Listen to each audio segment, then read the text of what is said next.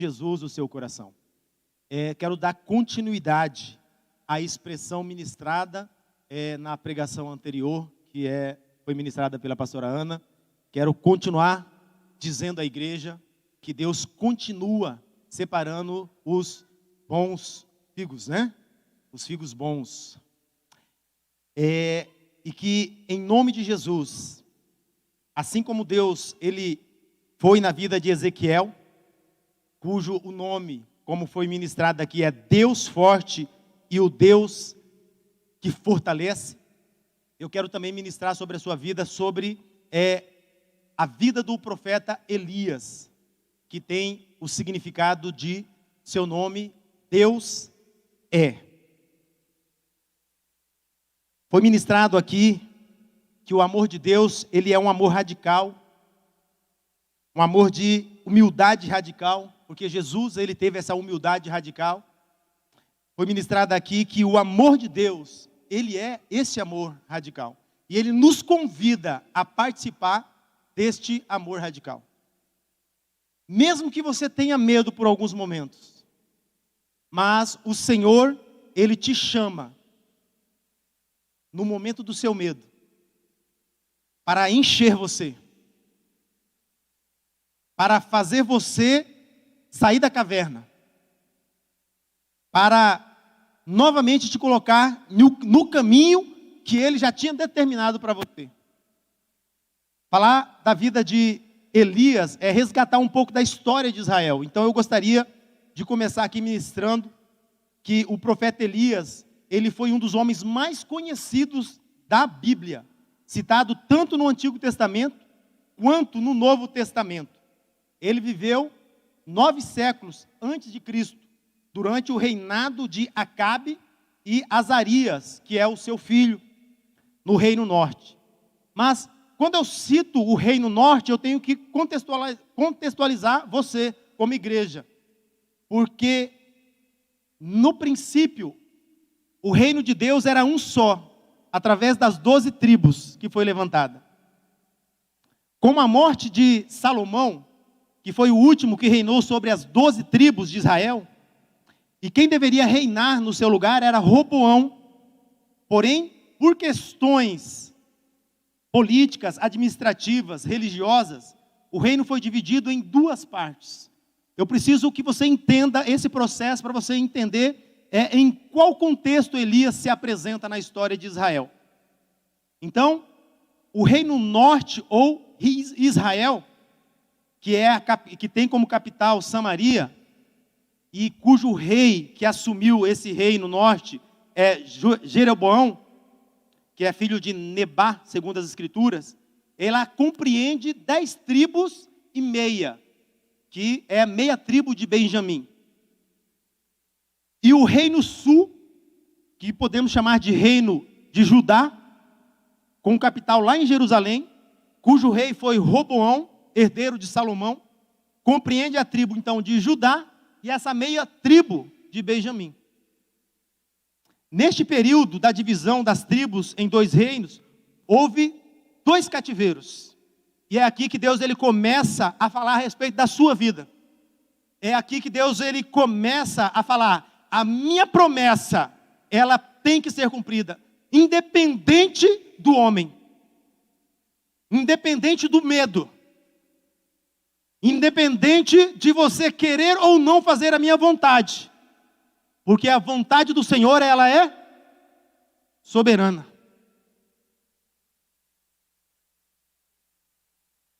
Então eu quero que você entenda esses 2 princípios do cativeiro. O primeiro cativeiro foi o cativeiro assírio. Os assírios, eles invadem o reino norte, toma as 10 tribos e meia e destrói a língua, a cultura e a identidade do povo de Deus. A partir do reinado de Jeroboão, e Jeroboão, se você lê nas Escrituras, ele fez o que era mal ao Senhor e levou todo Israel a pecar. Honre, o próximo rei que assumiu, também seguiu os passos de Jeroboão. E a palavra de Deus diz que ele também fez o que era mal fazendo muito mais do que Jeroboão fez. E ele morre. E assume, antes dele morrer, Omri era o pai de Acabe.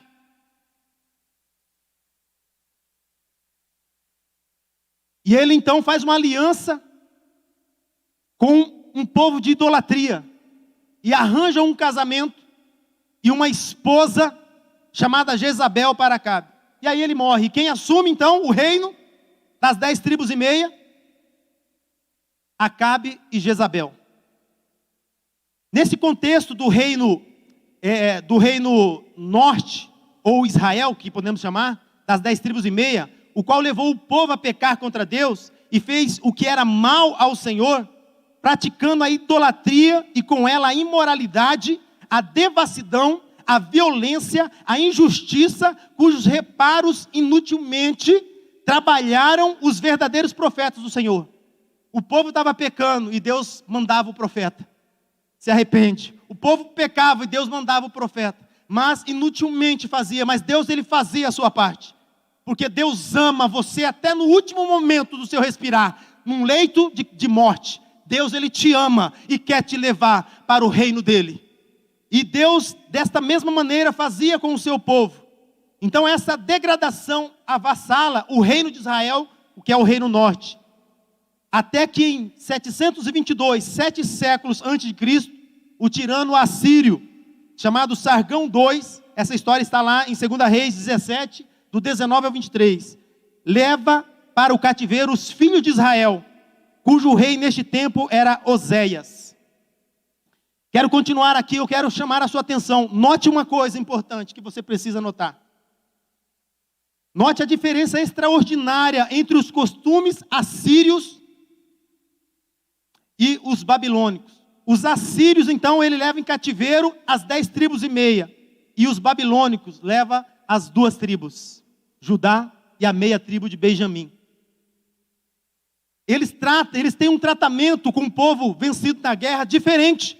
E é nesse ponto que você precisa entender as mãos de Deus e se colocar no lugar deste povo, na individualidade. E perceber que Deus ele luta por você. E perceber que Deus ele arranja um caminho plano para você.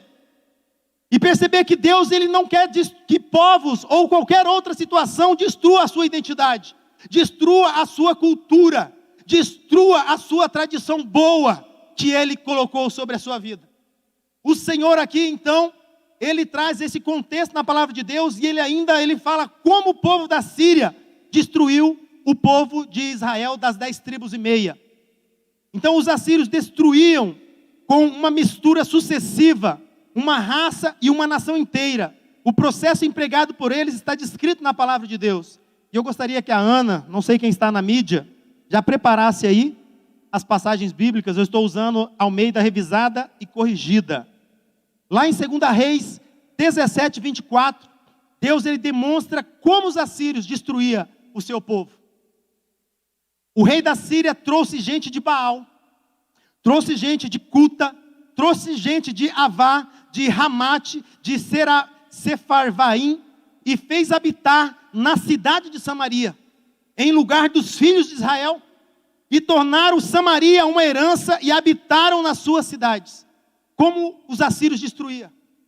Eles invadiam Campo Grande, vamos pegar de exemplo, é a nossa cidade. Eles traziam a nação deles inteira e expurgava as nossas vidas do lugar do nosso habitat, da onde nascemos, da nossa cultura. Implantava outros tipos de cultura, implantava idolatria, imoralidade e destruía a identidade de um povo.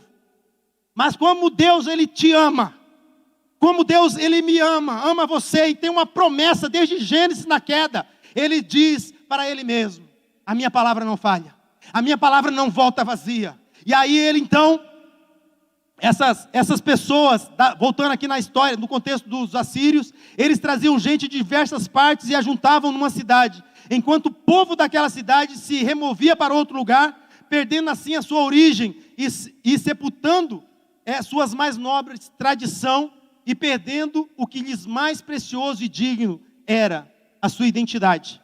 O povo todo, ou grande parte das 10 tribos e meia, foram absolvidos pela cultura das nações orientais. Agora preste atenção no amor de Deus pela minha vida e pela sua vida. Eu estou ministrando isso aqui para falar sobre Elias. Se você não entender isso, você não entende em que contexto Elias ele entra na história de Israel. O cativeiro babilônico. Os babilônicos, nessa questão política, eram radicalmente diferenciados dos assírios. Eles levavam todos os cativeiros para a sua metrópole, para a sua grande cidade. Ele tomava toda uma nação e levava para a sua metrópole, para a sua capital principal, onde esses viviam agrupados em bairros, com liberdade de cultuar o seu Deus e praticar todos os seus costumes.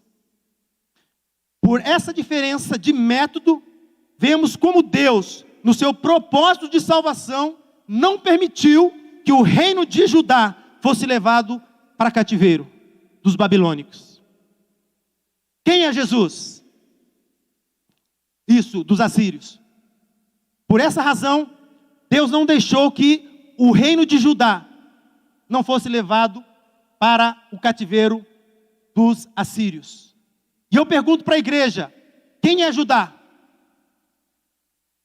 Qual é a ligação da tribo de Judá com Jesus? Quando ele diz que ele é a raiz de Davi, o leão da tribo de Judá, Deus tinha um propósito de salvação para mim e para a sua vida. E Ele não deixou nada interferir nesse propósito de salvação. Ele guarda o seu povo para cumprir o seu ID. E quando nós falamos de independência, e quando nós falamos de independência e morte em Cristo, é o mesmo chamado de hoje para mim e para a sua vida. Deus levanta Elias com o propósito de evangelizar um povo perdido.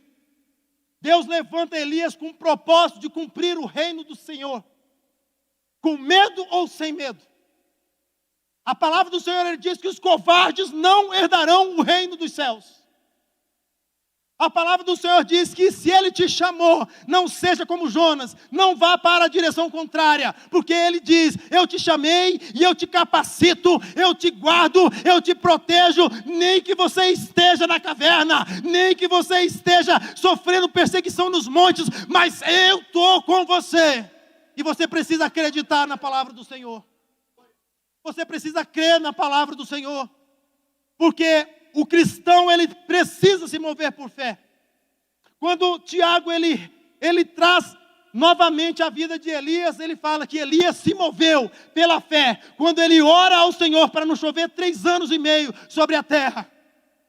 Para que Deus mostrasse para a nação de Israel que não era Dagon, que não era Baal, o Deus da fertilidade, o Deus que controlava o tempo, o Deus que controlava a chuva. Só existe um Deus que controla todas as coisas, e o nome dele é Eu Sou. Diga para o meu povo que eu sou. Quando Moisés, com medo, ele pergunta para o Senhor, Deus, mas eu sou um homem de lábios pesados. Talvez ele tinha uma dificuldade de fala. Como eu vou falar para o povo? Será que eles vão me obedecer? Deus ele falou, chamou Moisés e falou assim, olha, diga ao povo que eu sou, te enviou. Não existe outro Deus fora do Deus vivo, irmãos. Não existe. Não existe. Você pode rodar o mundo inteiro em busca de outras religiões, outras culturas, mas se você não conhecer Jesus pela fé no seu coração e não crer que Jesus veio nessa terra, se tornou um homem, morreu na cruz do Calvário, ressuscitou ao 3º dia para que eu e você tivesse vida, e ele diz, eu sou o caminho e a verdade e a vida, e ninguém vai ao meu Pai se não passar por mim. E essa é a promessa de Deus, Jesus como Salvador da sua vida. E é por isso que a igreja, que nós precisamos evangelizar. É por isso que nós precisamos nos posicionar no chamado do ID de Jesus. Quantos aqui estão compreendendo? Eu não sei quantas vezes você teve medo de um chamado ministerial. Eu não sei quantas vezes você desistiu. Mas você vai entender na palavra de Deus que o profeta Elias chega um momento que ele conserta o altar do Senhor. Um altar esquecido. Um altar onde não tinha mais adoração. Um altar onde muitas vezes as pessoas buscavam outros recursos para resolver os seus problemas. E os seus problemas não eram resolvidos.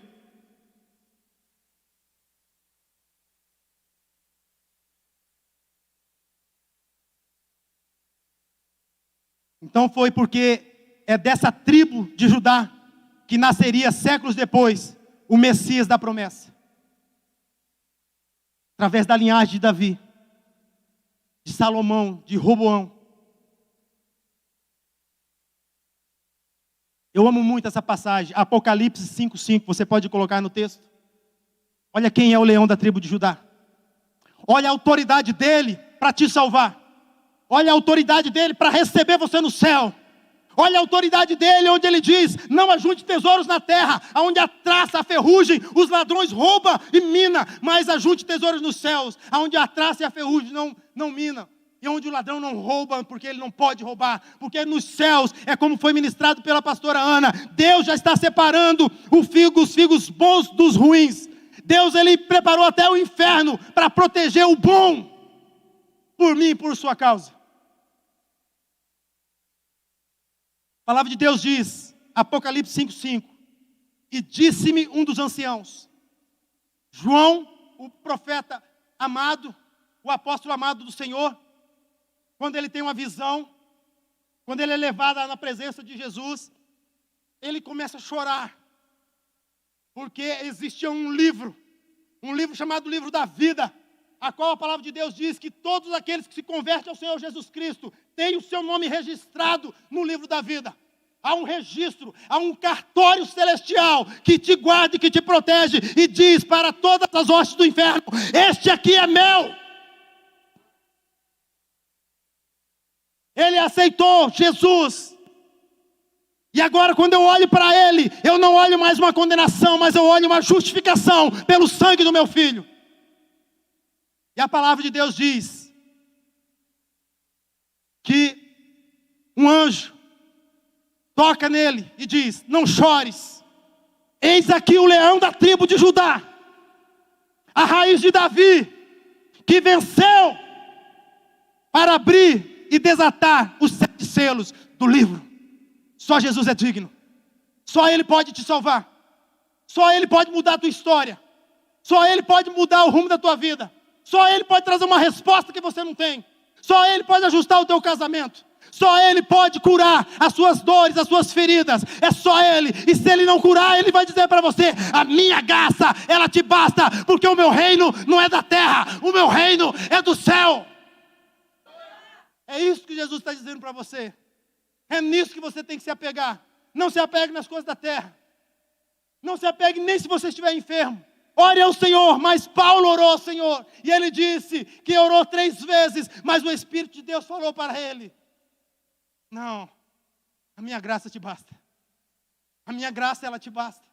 Porque Jesus, Ele quer que nós o amemos acima de todas as coisas, de todo o teu coração, de toda a tua alma, de todo o teu pensamento. É isso que Jesus, Ele espera de você. Não é da terra, não é o alimento da terra, é o alimento do céu. Então foi voltando para Elias,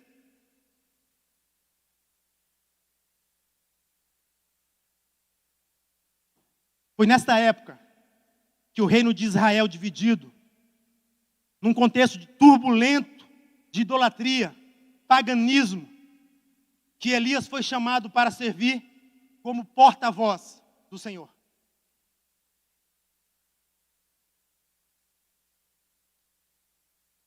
Quantos aqui nesta manhã têm um chamado ministerial e até agora não se posicionou? E até agora não veio de verdade. E até agora não decidiu de verdade. O que você aguarda? Cuidar dos teus filhos, das tuas filhas, dos teus netos, e morrer, e chegar nos céus e falar: olha, eu tinha vidas nas tuas mãos e você não me escutou. Muitas pessoas morreram porque você não me obedeceu. Deus nos chama para entregar as nossas vidas por Ele. Nós, como igreja, precisamos estar prontos. Quando eu escuto sobre guerras, pestes, fomes, rumores de guerras, quando eu escuto que a nação Rússia, ela está já dizendo assim: olha, vou usar armas biológicas, armas nucleares para destruir. Eu escuto Deus estar falando assim: eu estou preparando a volta do meu filho. E há uma urgência no evangelismo, há urgência na pregação. A Bíblia não revela nada, irmãos, sobre a vida pessoal de Elias, ou a vida familiar dele. Sabemos apenas que ele era um tisbita. Tisbita. Morava na cidade de Tisbe, uma cidade que pertencia à região de Gileade, ao leste do Rio Jordão, no Oriente Médio Antigo. E eles, os estudiosos, pelo que eu pesquisei, eles ainda não descobriram qual que é essa localização deste lugar onde ele morava, porque realmente era no Oriente Médio Antigo. É tudo diferente hoje lá. E o nome de Elias significava Jeová é Deus. Ele é. E ponto final. E só para você entender um pouco mais, Jeová é Deus, o significado do nome Jeová em hebraico é derivado do verbo HWEH. Iavé, no hebraico, significa. Quer dizer, vir a ser, tornar-se. Muitos eruditos, muitos estudiosos creem que esse nome reflete na forma causativa do verbo. Ou seja, a expressão que ele diz, ele falou, ele é o sujeito da ação e acabou. Não existe indagação. E ele então, a palavra de Deus, ele fala que Deus é essa essência. E que Elias, ele carrega dentro de si essa essência, essa identidade, tanto no seu nome, quanto na sua identidade.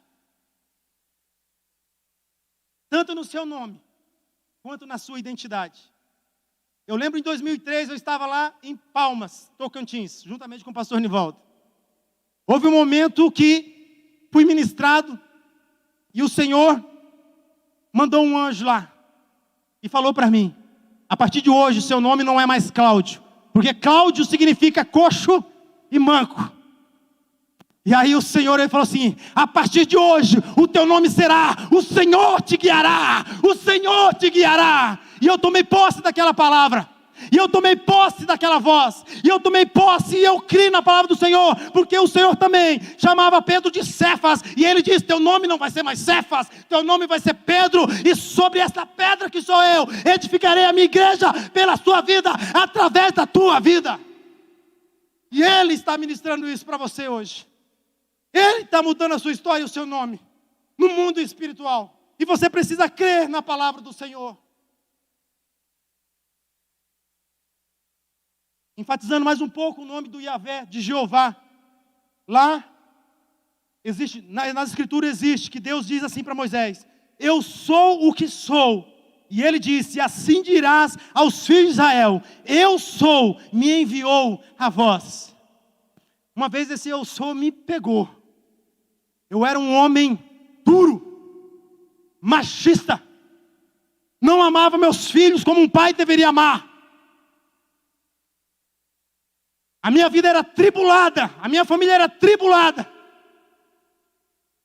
Até violência doméstica teve dentro da minha casa. Mais uma vez, o Senhor bateu na minha porta. E eu desesperado, eu não aguentava mais a vida que eu levava. Uma noite de Natal, eu saí sem rumo. Parei na porta de uma igreja chamada Igreja Betel, ali no Caiçara. E eu fiquei do lado de fora. E eu comecei a ouvir a ministração daquele pastor. No final ele fez um apelo. Quando eu abro meus olhos, eu estava chorando no altar. E Deus me falou, você não é mais o mesmo. Você não é mais o mesmo. Eu cheguei em casa, eu falei para a mulher, Deus falou sim que mudou a minha vida. Hoje eu sou um novo homem. Mas, por 15 anos de histórico, quem que vai acreditar que você mudou? Em um primeiro momento, em uma fala. Mas eu sabia. Eu sabia que o Senhor tinha entrado dentro de mim. E eu sabia que eu tinha entregue verdadeiramente a minha vida para Ele. E nunca mais, depois daqueles dias, saiu da minha boca uma palavra de querer desistir da caminhada em Cristo Jesus. Nunca mais. Nunca mais. Porque esse Deus me salvou. Salvou a minha família. Resgatou os meus filhos. Tem resgatado até hoje. Tem provado que Ele é Deus na minha vida e na minha história. E eu permaneço, e eu vou permanecer em nome de Jesus. E eu falo isso com voz audível, para que Satanás saiba que eu sou o filho do Deus vivo, que o Senhor me separou para Ele. E você precisa carregar essa convicção. Nós precisamos carregar essa convicção de quem nós somos no Senhor.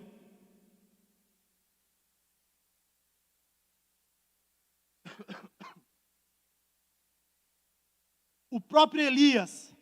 Então ele carrega em seu nome e em sua identidade a quem ele pertencia e a quem ele servia, ao único que é Deus.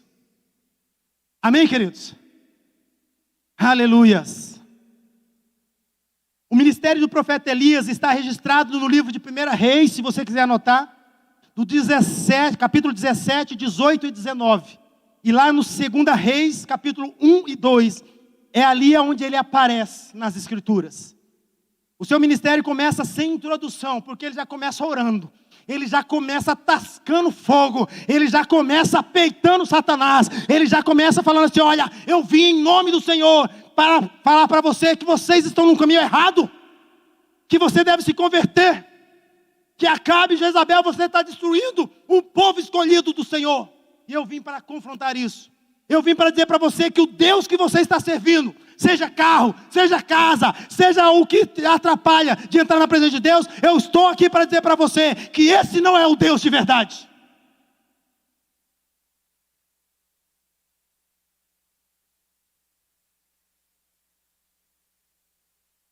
No Novo Testamento, o ministério de João Batista é comparado com a obra de Elias.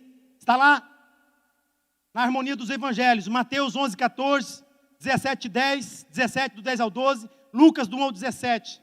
Elias aparece ali diante de Jesus na transfiguração, em Mateus 9, 4. Eu gostaria que colocasse na tela, se pudesse, Lucas 9, 30, por gentileza. Ali em Lucas 9, 30, aparece na transfiguração, Jesus, ele ora ao Senhor, leva os seus íntimos, Pedro, Tiago e João, e começa a orar. A palavra de Deus diz que o seu rosto se transforma e aparece ali conversando com ele Moisés e Elias. Por isso que nós podemos dizer, sem dúvida nenhuma, Deus não é Deus dos mortos, é Deus dos vivos. Ele é um Deus vivo que se relaciona com pessoas vivas, em espírito e em verdade. E ele prova isso dentro das suas escrituras. O profeta Elias, ele aparece na história de Israel em um momento que os filhos de Deus precisavam de alguém para tomar uma posição para aquilo que era correto. Deixa eu trazer novamente para você um conceito. O que é reino de Deus que as escrituras diz? Justiça, paz e alegria no Espírito. Deus então levanta um homem para trazer de volta a justiça, a paz e a alegria no meio do seu povo. E agora eu quero voltar um pouquinho antes de Acabe e Jezabel.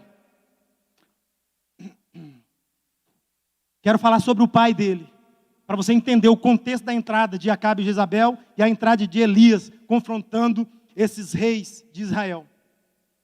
O rei Onri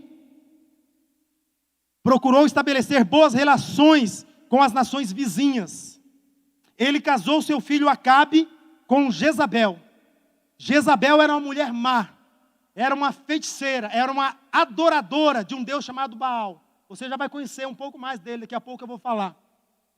Esta mulher, ela aparece em Apocalipse, ministrada por João, como um demônio que atua nas regiões celestiais, que atua no campo da idolatria, que atua no campo da feitiçaria. Então Jezabel era filha de Etbaal, rei dos Sidônios. Esse casal introduziu em Israel a adoração ao deus Baal de Tiro e de Sidom. Acabe se encarregou de até destruir um templo, de até construir um templo para Baal em Samaria. O que era Samaria? Era a capital de Israel, onde o povo adorava o Senhor. Após a morte do rei Onri, então Acabe e Jezabel, ele assume o poder e começa a reinar sobre Israel.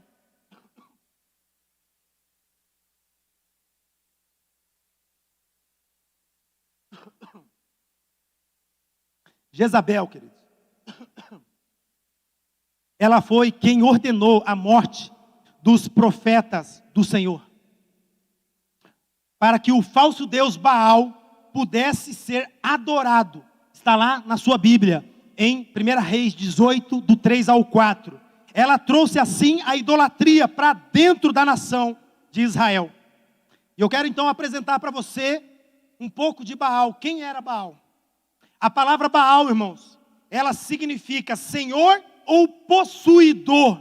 Porém, no mundo antigo, Baal era um deus cananeu. Aparece também como filho de Dagom.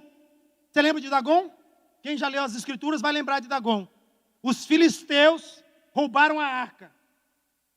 Colocaram a arca dentro do templo de Dagom.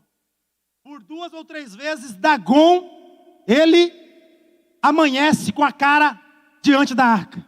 E eles levantaram Dagom de novo. E desta vez, Dagom cai novamente, o seu pescoço vai para um lado, a sua perna vai para o outro. E Deus provando que não há Deus fora dele. Então, Dagom era o deus dos filisteus também.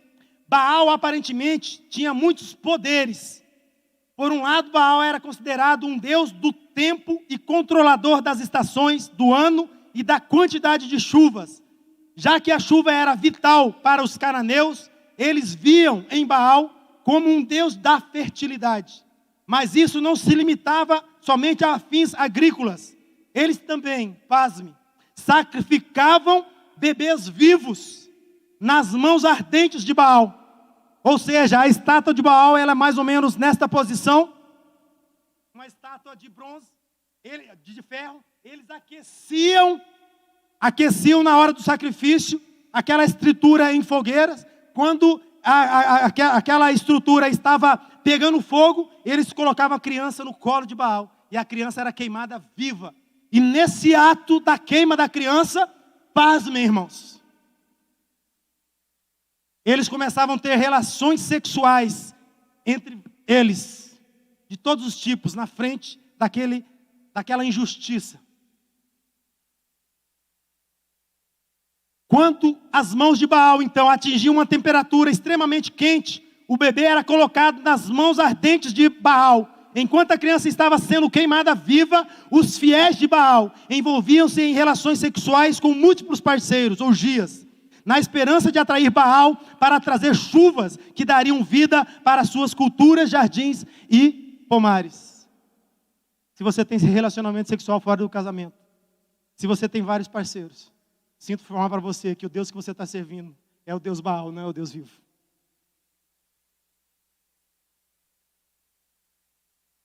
Se você tem sido agente, gerador de filhos fora do casamento, ou mesmo até antes de você, mas você não assume a paternidade ou a maternidade dessa criança, você também está fazendo a mesma coisa, ofertando crianças a Baal. Porque assim como era aqui nessa cultura, naturalmente essas práticas causavam muitas gravidez indesejadas. Mas depois resolvia-se o problema, como hoje na sociedade. Fazendo com que esses bebês indesejados, já que eram indesejados, eles eram então novamente oferecidos em cultos religiosos a Baal, onde essas crianças também seriam queimadas vivas. E como eu disse, hoje ninguém cultua dessa maneira, pelo que eu sei. Mas ainda estamos sacrificando bebês indesejados e colocando-os sobre o altar da conveniência para podermos preservar um estilo de vida, muitas vezes de imoralidade sexual. E eu pergunto para você, quem é o Deus que você está servindo? Com quem você está se relacionando? É teu marido? É tua esposa?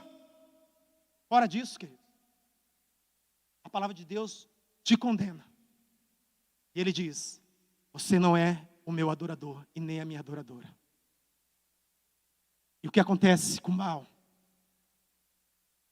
Não adianta você enfeitar Baal. Não adianta você trocar a roupa de Baal. Para Baal só existe um caminho: morte. Ou você tira Baal da sua história, ou você mata ele. Eu não sei quem é o seu Baal, mas você precisa destruir ele, para que o Senhor saiba que o seu joelho não se dobrou. Ele preservou os seus.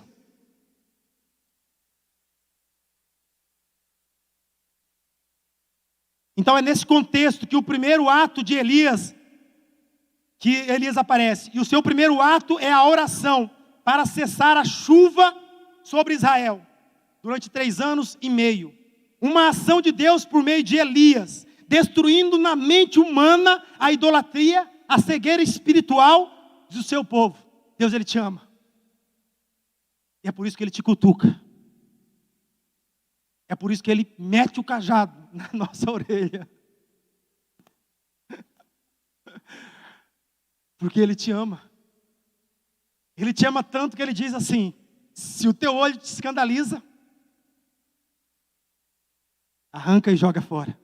É melhor entrar no reino dos céus só com o olho, do que todo o teu corpo ir para o inferno. Se a tua perna te escandaliza, corte ela, porque é melhor você estar comigo na eternidade do que você estar inteiramente no inferno. Você acha que Deus te ama? Ele te ama o suficiente para tocar em você, para te salvar.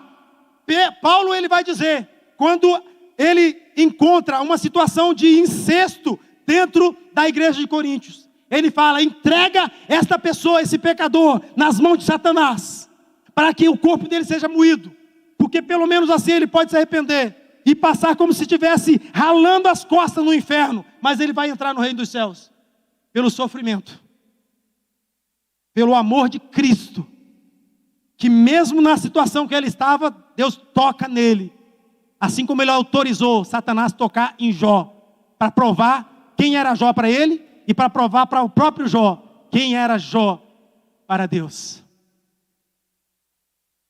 Deus nos toca, irmãos. Então é melhor obedecer. Vocês estão lendo Bíblia mesmo, hein? Gostando de ver, é isso aí. Bom, quero entrar nesse momento falando sobre 3 lições da vida de Elias. Eu gostaria que você anotasse as 3 lições, vai ser importante para você. Quero destacar 3 lições da vida de Elias para as nossas vidas. A primeira lição é que Deus ouve e provê para os seus fiéis. Fiéis é aqueles que creem no Senhor Jesus, no Senhor Deus. 1 Reis 17:1 vai dizer assim: então Elias, o tisbita dos moradores de Gileade, disse a Acabe: vive o Senhor, o Deus de Israel, perante cuja a face eu estou, que nestes anos nem orvalho nem chuva haverá, senão segundo a minha palavra.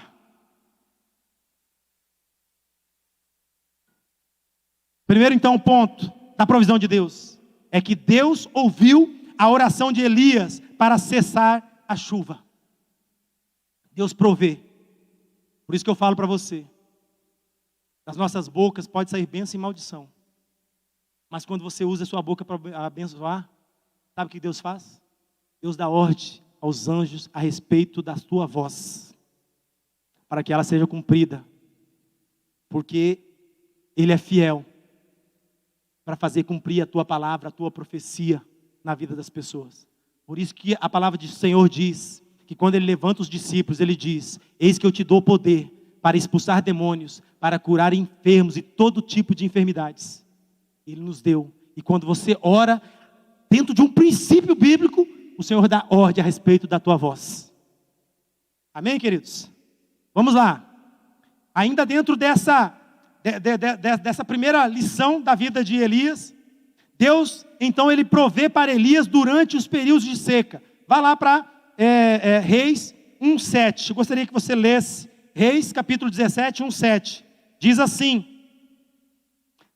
no segundo capítulo: depois veio a ele a palavra do Senhor dizendo: vai-te daqui e vira-te para o oriente e esconde-te junto ao ribeiro de Queribe, que está diante do Jordão, e há de ser que beberás do ribeiro, e eu tenho ordenado aos corvos que ali te sustentem. Foi, pois, e fez conforme a palavra do Senhor, porque foi e habitou junto ao ribeiro de Queribe, que está diante do Jordão. E os corvos que lhe traziam pão e carne pela manhã, como também pão e carne à noite, e bebia ele do ribeiro. E sucedeu que, passados dias, o ribeiro se secou, porque não tinha havido mais chuva. Quem é mesmo o Deus que controla a natureza? Você consegue enxergar milagre ali? Um corvo obedecer, voz do Senhor, alimenta meu servo.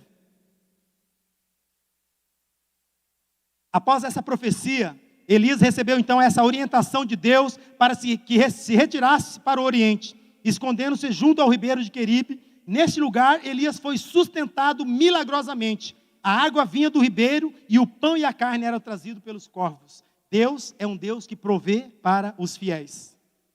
E quando as águas se secam, Deus proveu também através de uma viúva. Quando você lê 1 Reis 17, 8 ao 16, olha o que a palavra de Deus diz. Então veio a ele a palavra do Senhor, dizendo: levanta-te e vai a Serepta, que é de Sidom, e habita ali. E eis que ordenei a uma mulher viúva que te sustentasse. Quando você lê esse texto, você não percebe que parece que a mulher era da grana? Porque Deus está falando assim: olha, vai lá que eu já dei a ordem à viúva para te sustentar. Eu ficaria confortável, falar: puxa vida, que beleza, hein? Vou chegar lá, sair desse caos aqui, né? E a viúva vai me sustentar. É a palavra de Deus. Mas quando ele chega, quando ele chega, irmãos, Deus fala para ele: é você que carrega o pão da vida, é você que carrega a água da vida, é você que vai salvar ela, não é ela que vai te salvar. Ela vai te salvar em outro contexto, mas por enquanto, eu estou te enviando para que você seja uma voz profética. É uma troca, irmãos. Deus é maravilhoso. Deus sempre nos manda para que a gente possa doar alguma coisa a alguém. Não importa quão pobre você seja ou quão rico você seja. Você não é tão pobre que não tenha nada a ofertar a ninguém, e não é tão rico que não precisa de algo de alguém. Essa é uma verdade. Então, após o ribeiro secar, Elias foi instruído a ir até Serepta, que é de Sidom. Lá ele seria sustentado por uma viúva. Então, num primeiro instante, como eu havia falado, imagina-se que a viúva sustentaria o profeta, e ela seria uma mulher de posse. Entretanto, a sequência do texto bíblico nos revela a situação precária em que aquela mulher vivia. A forma milagrosa e providencial de Deus multiplicou a reserva da farinha e do azeite daquela viúva. E foi sustentado ali Elias e aquela família até que voltasse a cair sobre a terra a chuva. Está lá em 1 Reis 17 ao 14. E ainda dentro dessa questão da lição de provisão na vida de Elias, quando o filho da viúva morreu, Deus proveu para ela por intermédio de Elias. No mesmo capítulo, temos o registro da enfermidade que acometeu o filho da viúva e acabou matando esse menino. A expressão, olha a expressão que essa mulher usa. E aqui eu quero que você preste atenção. Ela diz: que tenho eu contigo, homem de Deus. Ela tinha uma mentalidade de destruição. E Deus, ele tem uma mentalidade de abençoar, de misericórdia. A palavra de Deus, ele fala para mim e para você: não tenho eu pensamento de mal contra vós, mas um pensamento de bem e um futuro de paz. E ela não conhecia esse Deus. Quando ela diz essa expressão, ela demonstra, ela associa a vinda do profeta com a enfermidade dos seus filhos. Mas Deus não vem para matar, roubar e destruir. Mas a palavra de Deus diz que Ele vem para dar vida e vida em abundância. Esse é o Deus que nós estamos falando. Então ela pensava que o profeta vinha trazer o mal, mas Deus queria trazer o bem. Aquele acontecimento serviria como uma grande prova da identidade de Elias como profeta do Senhor. Elias orou a Deus e o filho da viúva foi restaurado à vida novamente.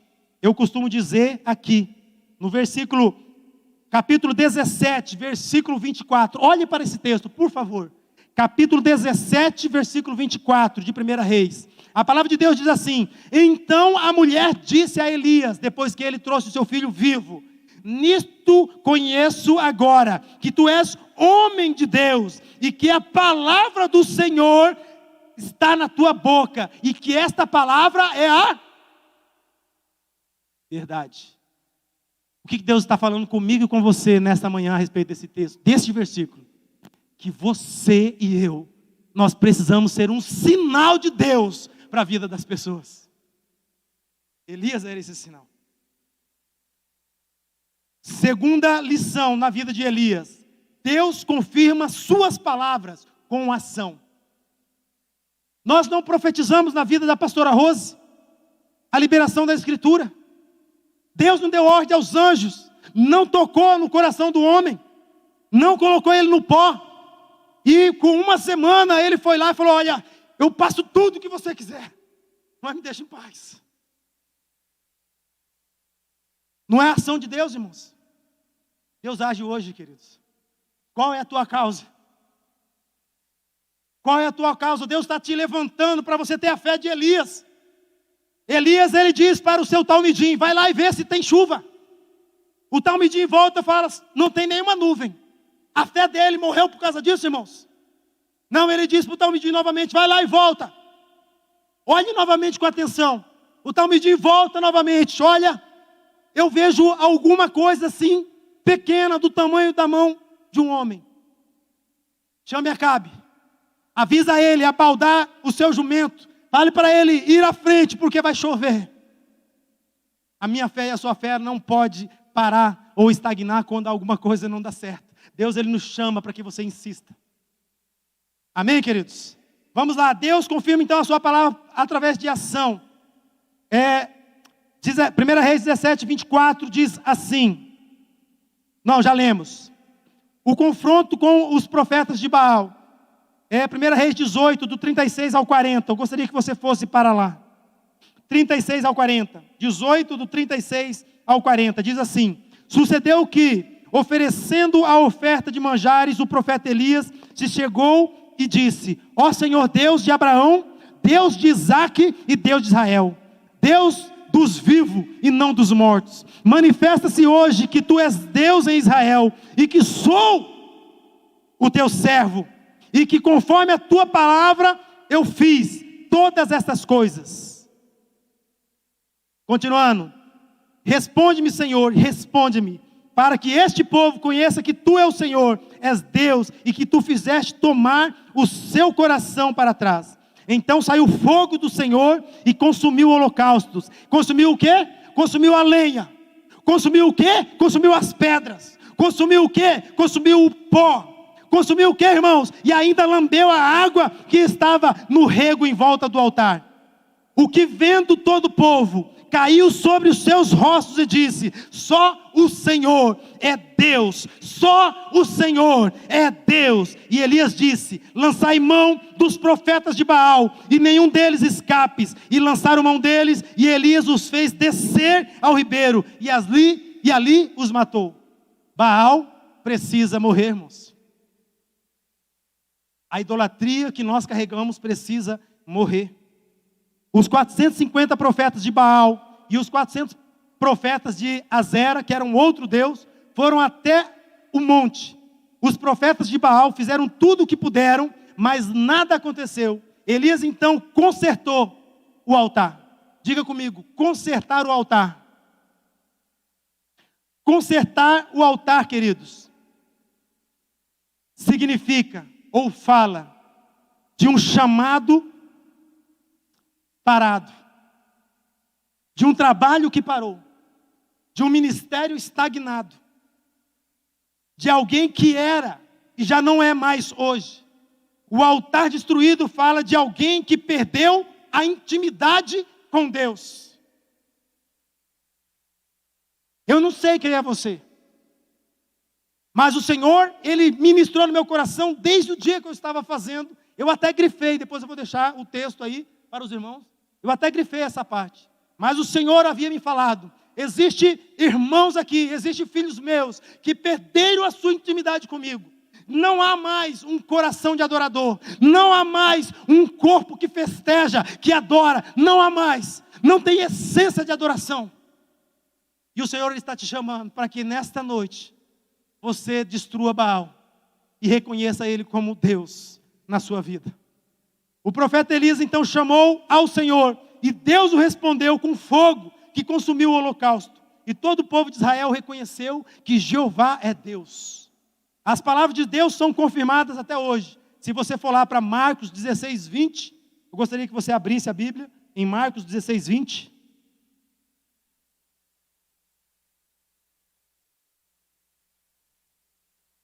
Marcos 16, 20, prova que Deus até hoje fala conosco, provê através das suas ações. E eles, tendo partido, pregaram por todas as partes, cooperando com eles quem? O Senhor. E confirmando o quê? A palavra que eles ministravam, com os sinais que os seguiam. Amém, queridos? A última lição, através da vida de Elias. O poder de Deus sobre a vida do homem está na sua palavra. Você quer vencer as tribulações da vida? É na palavra. É na palavra. Primeiro, 1 Reis 19, do 1 ao 14. Por gentileza, você pode voltar lá? 1 Reis 19, 1 ao 14. Eu não vou ler, mas você pode estar acompanhando enquanto eu estou ministrando na sua Bíblia. Após ser ameaçado, porque Acabe, quando Elias, ele mata os profetas, Acabe não era um macho alfa. Você sabe disso, né? Você já percebeu nas escrituras? Ele não era homem. Ele era um pau mandado. E Jezabel também não era mulher. Era uma mulher abacaxi, porque tirava a autoridade do homem. Porque não desenvolveu seu papel como sacerdotisa, como Deus diz. E o homem também não desenvolveu seu papel como sacerdote. Estava tudo misturado. E Deus, ele pede para que a igreja não misture. Ele criou uma estrutura familiar.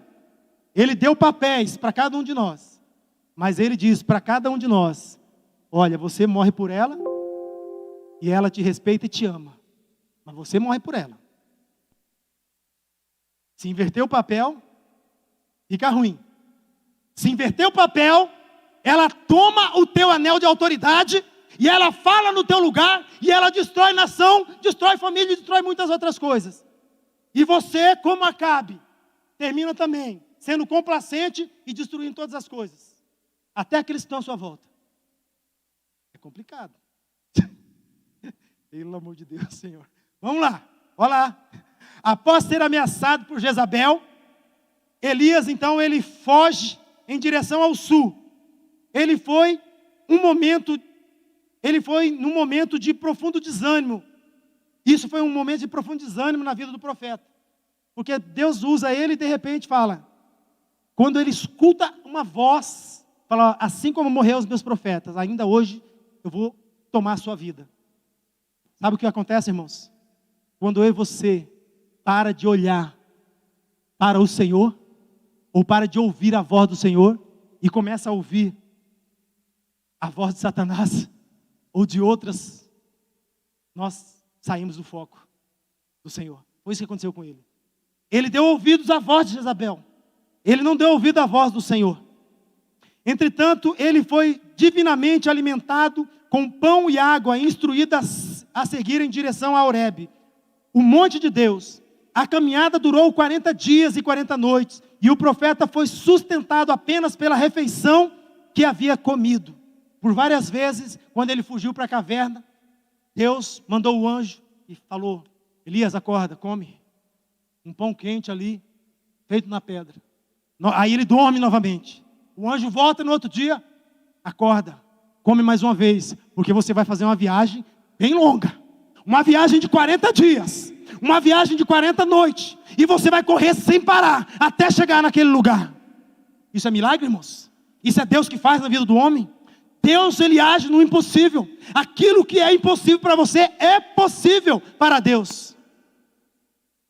Então no Monte Horebe, Deus deu uma nova visão e novas instruções ao profeta. Quando ele acorda, Deus fala: o que você está fazendo aí? Deus pergunta: o que você está fazendo aí? Deus, ele fala: volte para o caminho que eu te tenho ordenado. E ele volta. E ele faz o que Deus pediu para ele fazer: ungir Hazael como rei da Síria, ungir Jeú como rei de Israel e ungir Eliseu como seu sucessor. Eu quero que a igreja fique de pé neste momento. Eu quero fechar aqui com você de pé. Eu queria, em nome de Jesus, pedir que o Ministério de Louvor, daqui a pouco, preparasse o louvor chamado Fogo Consumidor. Amém, queridos? Eu quero concluir aqui esse texto, gostaria da sua atenção.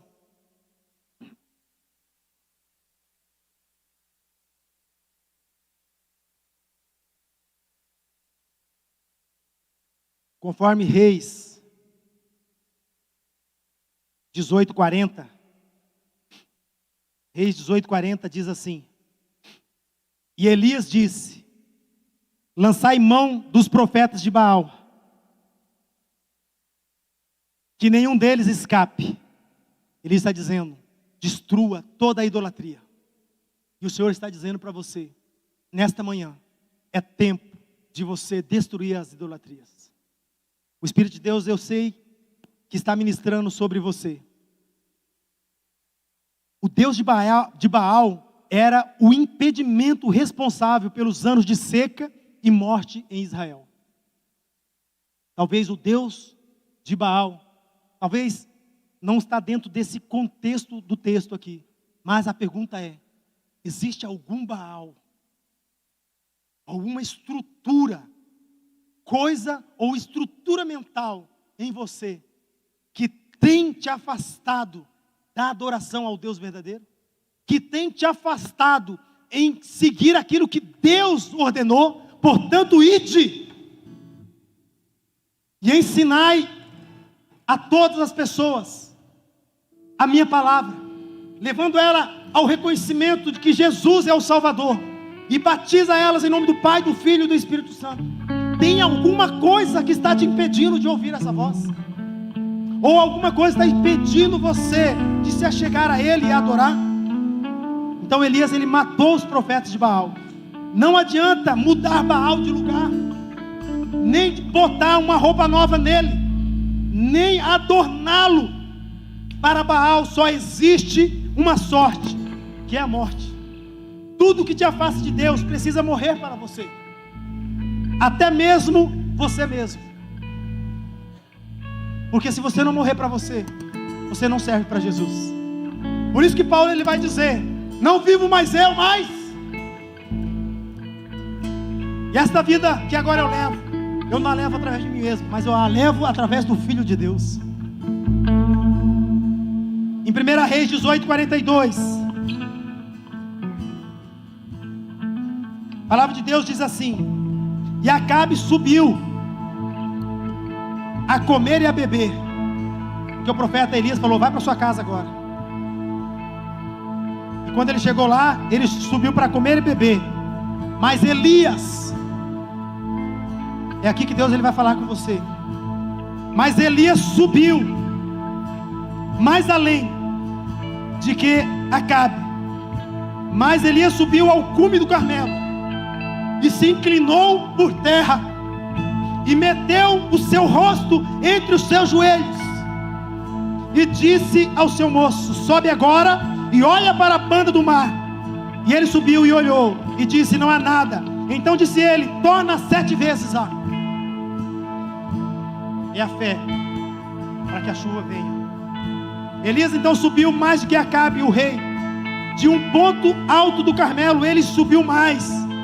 E na vida do cristão há 3 estágios: ficar onde está, descer para mais fundo, ou subir mais e se humilhar na presença do Senhor. Como Elias no Carmelo, eu quero te convidar, igreja, a sair do seu lugar e vindo à frente e se humilhar diante de Deus, para que o Senhor te justifique novamente, para que você suba mais alto na oração, no conhecimento da palavra do Senhor, no trabalho do cristão, no amor, através da humildade radical, na fidelidade ao Senhor, na liberalidade do seu coração e na conquista da alma. Se essas palavras não mexer com você, se você não se enquadra de forma nenhuma, fique no seu lugar. Mas se o Espírito de Deus tocou na sua vida de alguma forma, para que você receba esta liberação do Senhor sobre a tua vida, saia do teu lugar. Porque esta manhã é manhã de salvação. Eu quero falar sobre o ato profético.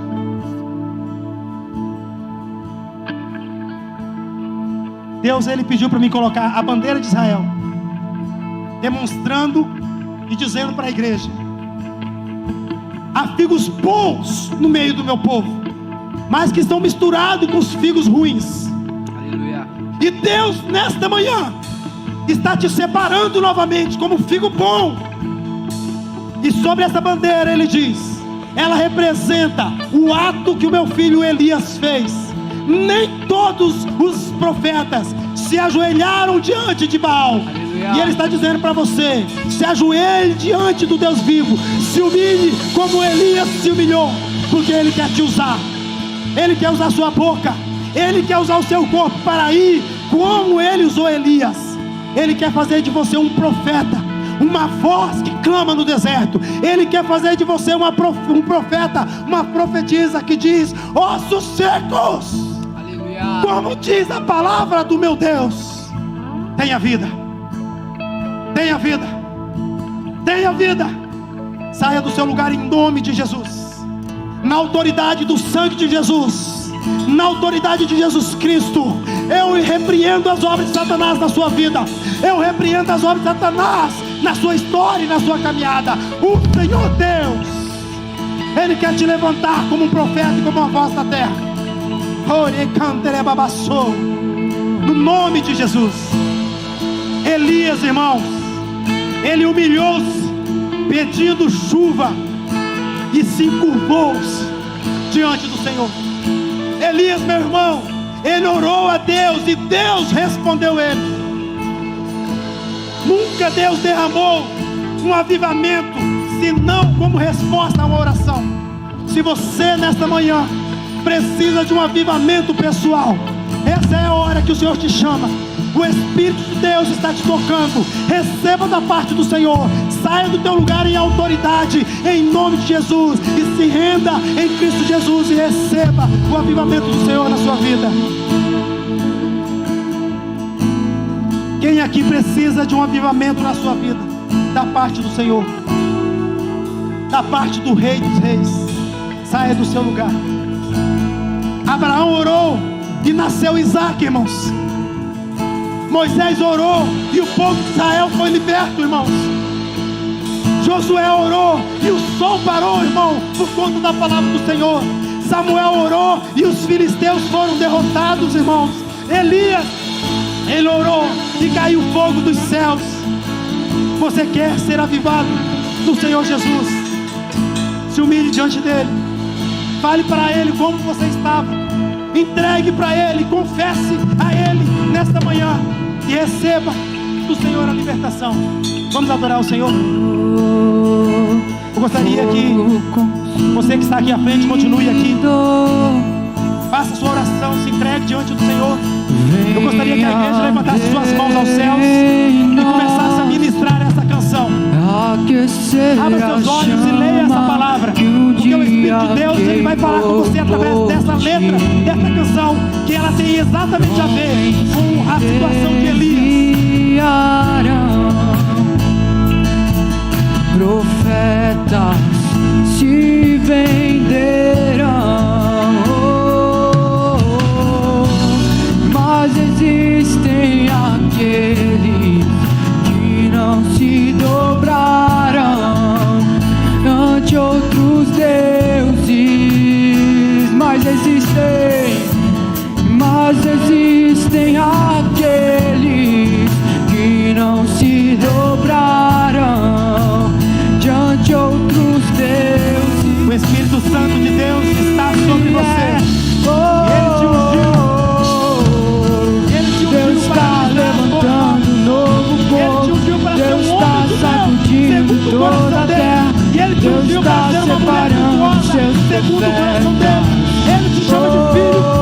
Ele te chama de filha. Você faz parte do povo separado. Uma nova Você faz história parte se de um cumprir. exército que O Deus choro está já levantando sobre a terra. durou noite. É chegado amanhecer. Deus está levantando um novo povo. Deus está sacudindo toda a terra. Deus está separando seus profetas. Seu nome de Jesus. Separe em nome de Jesus. Um novo dia Senhor, em nome de Jesus. amanhecer. Uma nova história se cumprir. O choro Aleluia. já durou a noite. É chegado amanhecer. Aleluia. Deus, Ele ama você. Chegado amanhecer. Ele te ama. Chegado. Eu quero que você olhe para cá. Essa tarjeta aqui, eu fui lá dentro da sala de oração 3 vezes. Primeiro Deus pediu para trazer a bandeira, para representar o ato dos profetas que não se renderam a Baal. E aí depois ele pediu para mim entrar de novo. Está faltando alguma coisa, está faltando a palavra, porque todo homem é salvo pela palavra. E aí ele falou: eu quero que você leve essa tarjeta e mostre em público para a igreja e diga: há uma pessoa que não veio nesta frente, que tem uma mente duvidosa a respeito do Senhor, que tem uma mente duvidosa a respeito da salvação, mas o Senhor está dizendo para você: você está livre. Vem à frente e receba a tua liberdade. Porque Satanás, assim como fez na mente do povo que adorava Baal, cauterizou a mente daquele povo, até o momento que Deus levanta Elias, e Elias ministra e apresenta quem é Deus. E Deus nesta manhã se apresentou para você. Deus, Ele está mandando um anjo até na tua presença nesse momento. O anjo, ele agachou diante dos teus pés. O anjo, ele abriu um cadeado que estava envolto a uma corrente nos seus pés, para que você saia do teu lugar e de uma vez por todas você declare que Ele é Deus na sua vida. Eu quero que você levante as suas mãos. Se o Espírito Santo de Deus está falando com você, queridos, eu sou profeta diante do Senhor. Eu não iria fazer uma coisa dessa se não fosse tão sério isso. Quem é você? Quem é você que Deus está te chamando? E pede para que você tome uma posição definitiva a respeito dele na sua vida. Venha receber do Senhor a tua libertação. Eu só vou te chamar mais uma vez, porque é isso que o Senhor está me pedindo para fazer. Chame mais uma vez. Saia do seu lugar, na autoridade do nome de Jesus, e venha receber do Senhor a tua libertação.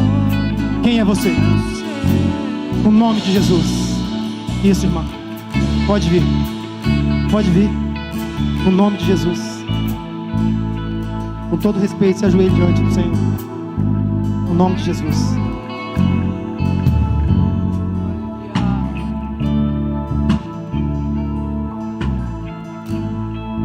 Pastora, a senhora pode orar, por favor?